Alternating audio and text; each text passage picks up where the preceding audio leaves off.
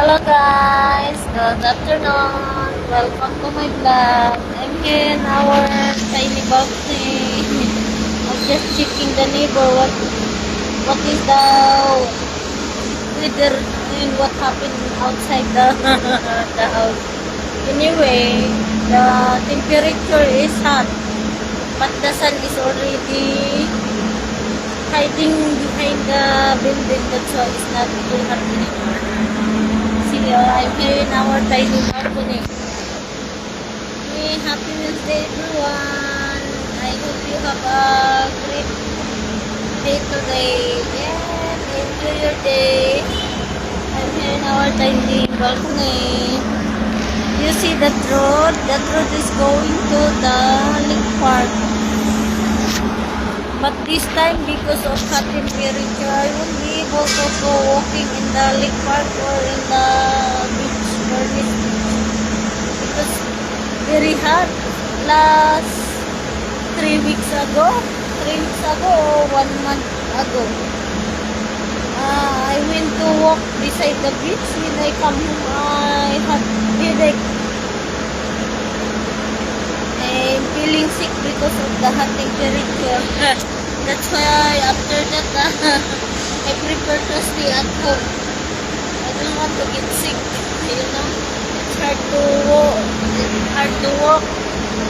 Yeah, hard to work if we are sick. Especially if we are OFW. We don't have family here to taking care of us. Anyway, I don't have family anymore because my parents died long time ago when I was still young and I was still kid. That's why I need to taking care of ourselves because nobody will taking care of us anymore. I'm here in our small balcony. But this balcony, we cannot see the sunrise.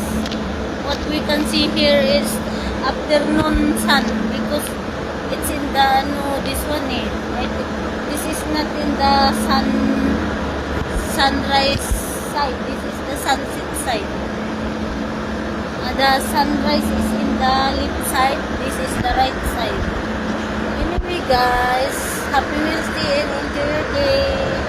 Have a nice day everyone. Bye. See you tomorrow. Bye bye. Bye. Anyway, I need to go inside now. I need to prepare what I need to cook today. I just fry the salmon. I use the butter to fry and I fry first the garlic before I fry the salmon. I just season with black pepper and salt. Yeah, that's all guys. Bye. Enjoy your day. Bye.